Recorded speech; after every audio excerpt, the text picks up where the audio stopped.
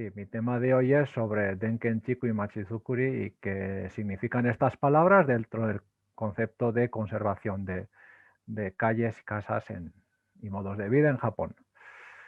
Me voy a presentar, soy arquitecto, estudié arquitectura en la UPC en Barcelona, me especialicé en restauración. Me dediqué a investigar incluso en época de antes de licenciarme. Concretamente no investigué sobre restaurar edificios, objetos reconocibles, sino cómo conservar y valorar patrimonio más allá del objeto, ¿no? Y en general ciudades históricas, grandes conjuntos. Participé en proyectos de documentación de documentos, incluso de conjuntos en avanzado estado de ruina, como este de aquí del medio, que es la Cartuja de Escaladei en la provincia de Tarragona, pero que son igualmente objeto de visita turística, o sea que algo hay, algo valoramos, algo nos atrae, ¿no? También fui miembro de la organización del curso de restauración del Colegio de Arquitectos de Cataluña en 2008, la portada es Centros Históricos y Vida Contemporánea se llamaba. El curso se hace en un momento en el que en España se extiende el fachadismo, permitido por planeamiento, que esto seguramente os habéis encontrado, que es esto de preservar las fachadas de los edificios en los cascos antiguos, pero tirar del interior, ¿no?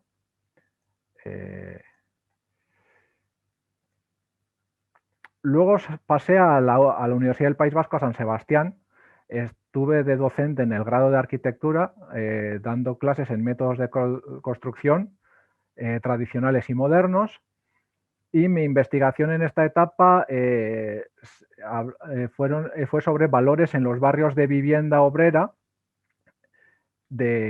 sobre todo de antes del desarrollismo pleno, o sea, empezando desde la posguerra en los años 40 hasta los 60. Pues de dónde vienen estos tipos de arquitectura nueva que de repente crean ciudades nuevas, cómo se vivía en ellos, cómo se responden a las necesidades de hoy, qué se puede hacer con ellos, qué valor tienen, este tipo de cuestiones. En 2014 llego a Waseda, a Tokio, con un doctorado, hago un doctorado con beca MEXT. Me incorporé como lector después. Investigué el caso de Japón, que Japón respecto a cualquier país de Europa pues tiene leyes y sobre todo valores muy diferentes. Entonces pues quería ver cómo es la preservación de distritos tradicionales con una legislación y unos valores diferentes. Al final el tema siempre es el mismo, cómo preservar entornos de vida en los que los objetos, que son los edificios, uno por uno no tienen por qué tener un valor especialmente intrínsecamente en ellos, ¿no? También he hecho otro tipo de colaboraciones en Japón en temáticas similares, pues proyectos de documentación de cascos históricos, este tipo de proyectos de documentación. También he hecho cosas en divulgación, participé en una traducción de un libro al inglés sobre historia de la arquitectura japonesa. Uy. Ahora, bueno, después de esta introducción entro en el tema principal de hoy. Estas dos fotos son el mismo lugar antes y después de empezar con políticas y acciones de conservación, ¿no? Conservar una calle o conservar, digamos, el distrito. ¿Qué es conservar una calle? ¿Qué implica? ¿No? Viendo estas dos fotos, ¿qué ha cambiado? ¿No? ¿Qué implica? ¿Quién ha hecho este cambio? ¿Y cómo? ¿A quién beneficia este cambio? Mirando la foto, eso. ¿Conservar qué es? ¿Es quitar esta arcada? ¿Es peatonalizar esta calle? ¿Poner un asfalto bonito? ¿Es mantener o adaptar los usos de los edificios y los interiores? ¿Es solo quedarse en las fachadas? ¿Es algo más inmaterial, que es, por ejemplo, apoyar los modos de vida que en el fondo sustentan esta arquitectura? ¿Qué es, no? La conservación de distritos tradicionales en Japón. Hay un consenso entre los investigadores de esta materia que la conservación de distritos en Japón empieza en serio en los años 60.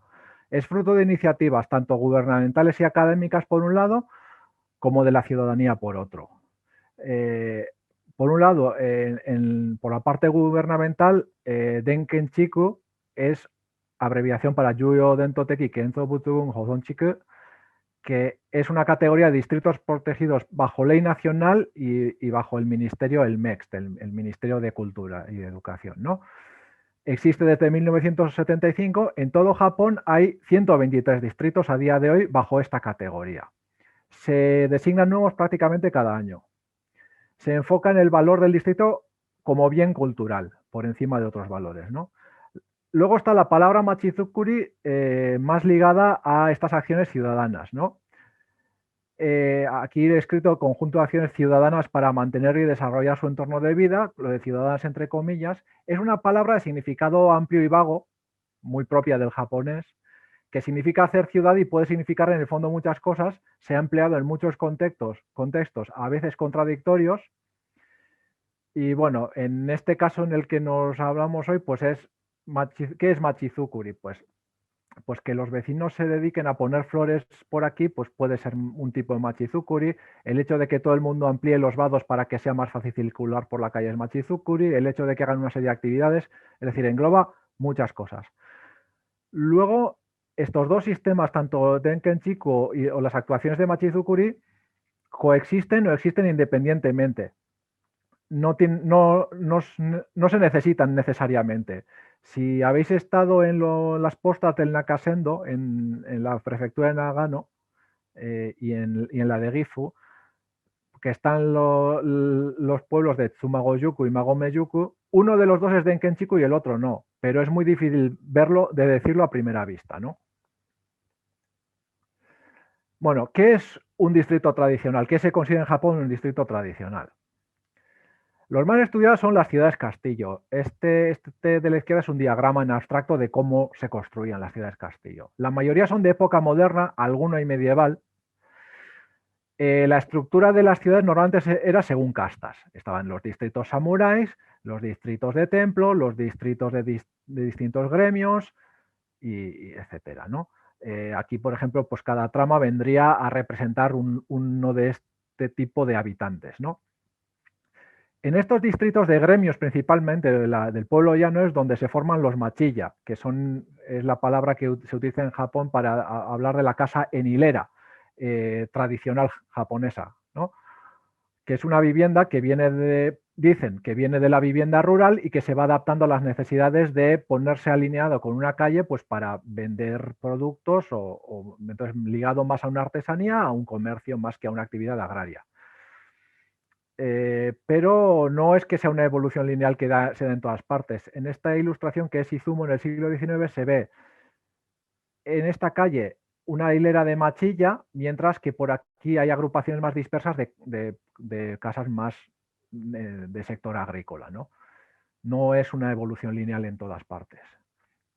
A día de hoy, pues se utilizan estas dos palabras, minka y machilla, para referirse al tipo de vivienda tradicional japonés que empieza a verse a partir de época bajo medieval y que en época moderna se vuelven más grandes y sobre todo adoptan estructuras y espacios y decoraciones incluso de las viviendas de samuráis.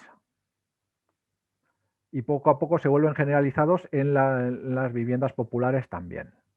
En el siglo XVIII y XIX la economía se diversifica y se expande muchísimo y empiezan a aparecer distritos o incluso poblados enteros nuevos, normalmente ocupados a una actividad principal aprovechando pues normalmente una ubicación estratégica o alguna circunstancia similar. La arquitectura también se vuelve más especializada, ya no es solo un minka o un machilla genérico, pues por ejemplo Kawagoe, que está aquí cerca, pues que son con sus almacenes en segunda planta porque es una ciudad de mercaderes principalmente, o las casas de té de Kanazawa, donde el salón principal de los clientes está arriba, no es un almacén, sino que es la estancia principal, ¿no? Llega la revolución Meiji y llega un deseo de occidentalización. Se construyen distritos de estética occidental en parte con fines propagandísticos, ¿no? El Japón presentado al mundo como civilización moderna. Entonces el planeamiento se convierte en un asunto de Estado desde el principio y es controlado por el Estado, separado de la construcción, incluso separado en diferentes ministerios, a veces en conflicto, y luego el planeamiento se orienta a los sistemas públicos, lo que en Europa se llama sistemas públicos, que son infraestructuras y como mucho usos públicos, ¿no? Cuando se habla de distritos modernos, en general se habla de distritos nuevos, o sea, es decir, un distrito bello es un distrito nuevo en este momento, ¿no? No hay una diferenciación de distrito nuevo, distrito tradicional. El distrito tradicional sigue siendo algo que coexiste, ¿no? Sin embargo, lo que ocurre es que Japón tiene una especificidad legal, que es que la propiedad privada es inviolable. En la Constitución lo pone, lo ponía en la Meiji y lo pone en la de ahora. Esta es la misma calle de Ginza. El mantenimiento y la gestión de las propiedades es un asunto privado, lo que puede llevar a que, pues, un distrito con estética occidental se acabe japonesizando de vuelta, como influencia de sus inquilinos, propietarios y usuarios, ¿no? Como es en este caso. Luego, otro punto importante es después del terremoto de 1923 de Kanto. Tokio queda destruida. Se destruye en general a causa de incendios, no a causa de terremoto. O sea, el terremoto produce incendios y como la ciudad entera es de madera, arde. Esto causa desconfianza en la arquitectura de madera y entonces el poder para la reconstrucción, el poder de decisión se deja en el Ministerio del Interior, se enfoca en la reconstrucción de Tokio, se occidentaliza Tokio, pero se deja de lado gran parte del resto del país. Se hacen infraestructuras en el resto del país, pero a diferencia de las infraestructuras del periodo Edo, estas infraestructuras van dejando de lado los distritos tradicionales, que una vez más en ese momento no se llaman tradicionales, son distritos a secas, ¿no? Esto es la ciudad de Kurayoshi. Este camino rojo de aquí es el camino que ya en el siglo XVIII existía, y estas dos líneas que están marcadas son dos circunvalaciones que se hacen en momentos distintos del siglo XX. Vemos que poco a poco se van alejando del distrito central, ¿no? Que deja de ser central precisamente por eso. En los años 20, como reacción de todas estas transformaciones, surge una reacción en el ámbito cultural, defensa de lo japonés, que se está perdiendo, ¿no? Pues está Wajiro Kon con sus estudios en el Minka japonés, que lo define siempre como en unión con de la casa y el paisaje. Entonces, entendiendo que la casa no se puede mantener si no es en conjunto con el paisaje. Ya es la primera referencia que hay sobre la necesidad de pensar el todo, ¿no? En conjunto. También está, pues, a lo mejor ya conocéis el elogio de la sombra de Tanizaki, que es una obra escrita por estas fechas también. En los arquitectos modernos japoneses, que incluso algunos como Maezawa, que trabajan en Occidente, en Francia, llegan aquí e intentan plantear una modernidad japonesa. Entonces, para ellos, digamos, la parte esta estética o de uso tradicional japonés no es algo separado, no es algo antiguo a preservar, es algo de su presente, ¿no? Todavía, en los años 30 y 20 y 30, ¿no? Pero las reflexiones sobre lo japonés frente a las transformaciones lo que sí traen es una tendencia o una actitud hacia la conservación del paisaje natural. El primer paisaje natural que por ordenanza se conserva es Higashiyama en Kioto. Y bueno, esto precede a la conservación de paisajes urbanos, ¿no? Se pasa de la conservación de la montaña progresivamente a la conservación del templo, y esto progresivamente se trasladará a los distritos de entrada al templo, ¿no? Esta es un poco la progresión. El impulso ya en serio hacia la protección, digamos, de la ciudad como tradicional se da en los años 60. Y a través de grupos ciudadanos que se fundan en ese momento, en los años 60. Antes sí existían grupos ciudadanos, solían llamarse Chonai-kai, que es como la asamblea del distrito, pero funcionaban de una manera más vertical, más como una parte como una extensión informal de la cadena de mando formal, más que una especie de agrupación desde abajo, ¿no? Estas de los años 60 no, se forman por ciudadanos y para objetivos compartidos por los ciudadanos. Primero está la reacción a la destrucción del paisaje. Kioto es un caso muy, muy famoso, pues, sobre todo el centro, la aparición de torres altas, este tipo de episodios. Luego la primera acción proactiva grande, de gran escala, se da en Kamakura, cuando un grupo de estos compra unas cuantas hectáreas de terreno alrededor del santuario de Tsurugaoka para prevenir el desarrollo urbanístico de la zona.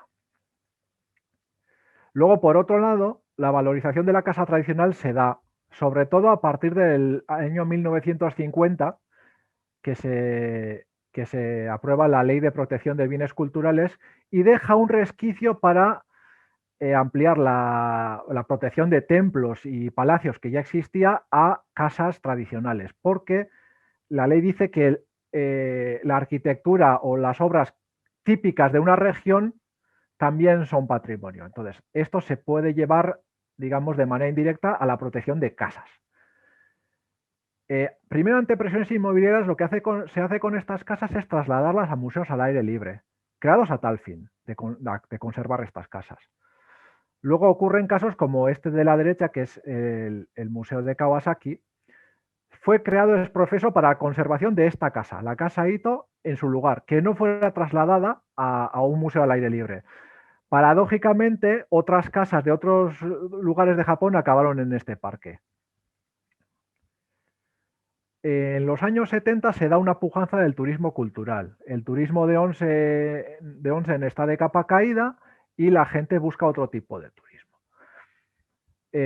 Luego ocurre que este turismo también se da en las zonas rurales, que están un poco dejadas de lado por el desarrollismo de la época de Japón, que se concentra en el eje Tokio-Fukuoka. Hay muchos pueblos semivacíos que tienen patrimonio y empiezan a verlo como fuente de ingresos. Entonces, esta gente lo ve como desde el punto de vista económico o de revitalización del pueblo, más que por el valor histórico que pueda tener, ¿no?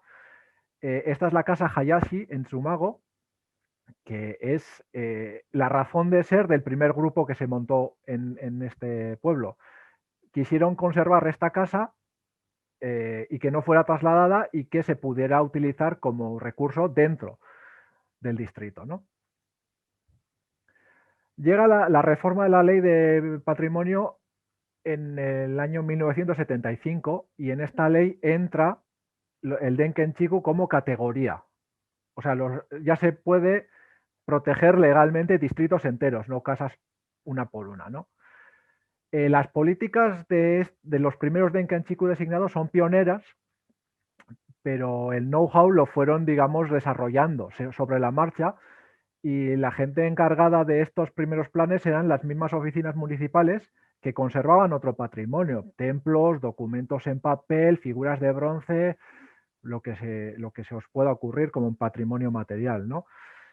Estaban enfocados al turismo cultural, también por influencia de las figuras de bronce y los templos, y querían construir la valoración interna a través de la valoración externa. Es decir, si atraemos turistas y dicen qué bonito es esto, el habitante llegará un momento en que lo valore, ¿no? Esta era, digamos, la idea. Pero para hacerlo atractivo, lo importante es que se viera como típico. Entonces, lo importante es, por ejemplo, esta fachada, que es una fachada reformada, pues que estas ventanas se vieran como típicas de una casa de esta época, que es de finales del siglo XIX. Más allá de si estas ventanas existieron aquí, si son históricamente rigurosas o no, esto no era secundario. Sobre todo el principal motivo era que las ventanas de aluminio que probablemente había aquí tenían que ir fuera, ¿no? Luego, el otro punto era la musealización de la vida local, ¿no? Convertir la calle como en una especie de museo de lo cotidiano. Entonces, pues, se hacían este tipo de mini museos de actividades protoindustriales del lugar y este tipo de actividades. Pero este tipo de reformas o de políticas se encontraban con la oposición de la ciudadanía. Primero porque para ellos resultaban caros, no respondían a mejoras que ellos pedían en cuanto a entorno de vida, y también hay bastante incomprensión en el sentido de por qué yo como propietario, como habitante, no puedo rehacer mi casa con prefabricados más baratos, que podría hacer la reforma mucho más barata y sería tan o más cómoda la casa para mí, ¿no? Había mucha incomprensión en este sentido. Por otro lado, los ayuntamientos, que sí, por cómo está organizada la administración en Japón, no tienen mucho poder, al menos no lo tenían hasta el año 2000, lo que buscan es la participación ciudadana oficializada. ¿Por qué? Porque el ciudadano como propietario tiene mucho más poder en sí que el ayuntamiento.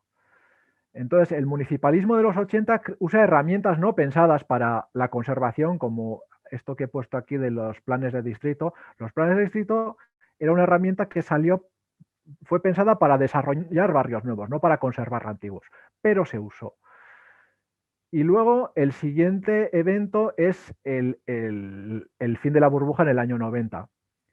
Desciende el turismo, pero por otro lado aparece la generación UJI, que llaman en Japón, que son toda esta gente jubilada o prejubilada que vuelve a sus lugares de orígenes o a sitios similares o cercanos a su lugar de origen.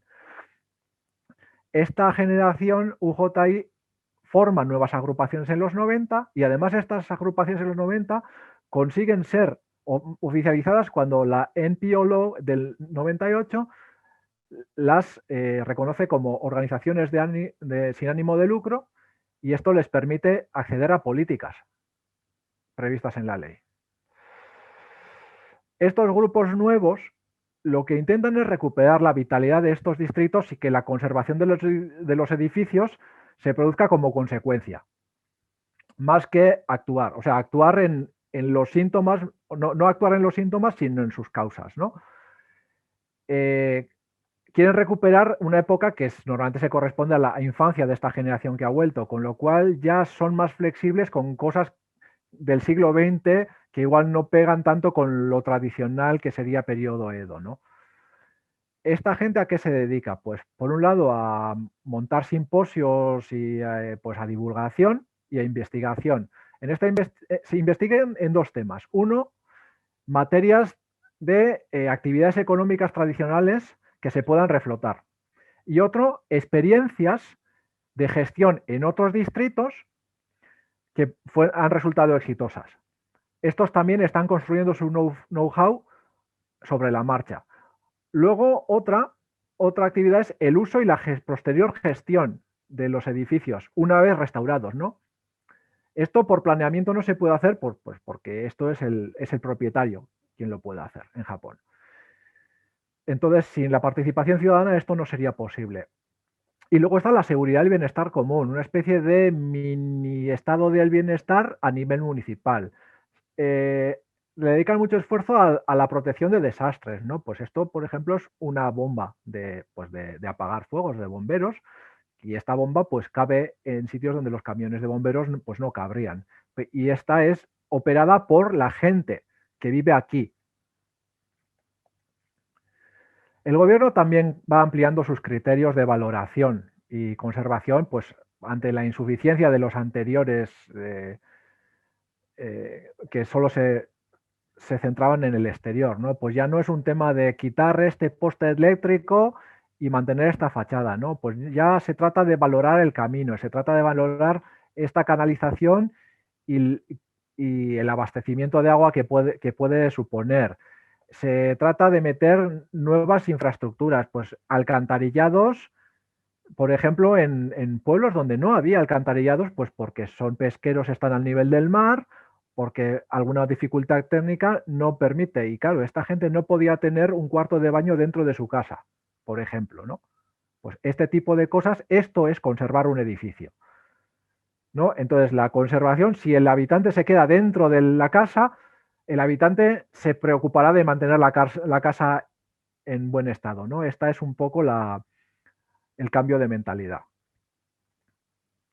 También se plantean de modelos de intervención más proactivos, ¿no? El ayuntamiento compra o adquiere de algún otro modo una casa y la reforma por dentro, incluso la moderniza dentro de mantener la estructura interna de la casa y la muestra. En plan, estas son las posibilidades de diseño que tiene tu casa, te la puedes adaptar como quieras.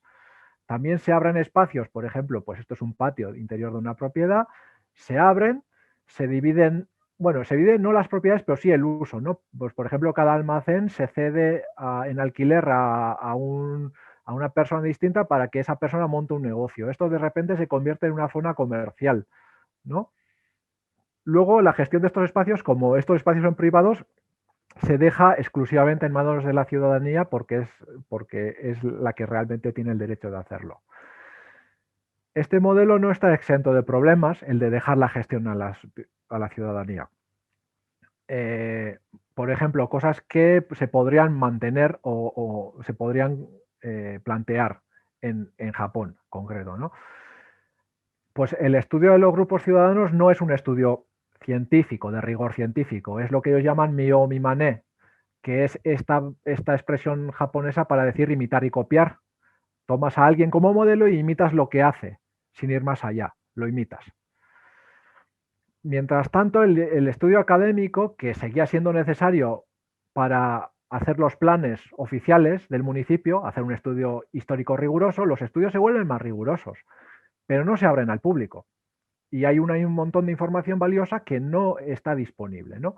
Por ejemplo, esta foto de la izquierda. Esto es la aldea de Ine, en el norte de Kioto. Es una aldea pesquera alrededor de una bahía, que es en la que lo normal era desplazarse en barco de unas casas a otras. Entonces, realmente la fachada de las casas es la fachada hacia el mar, por decirlo así.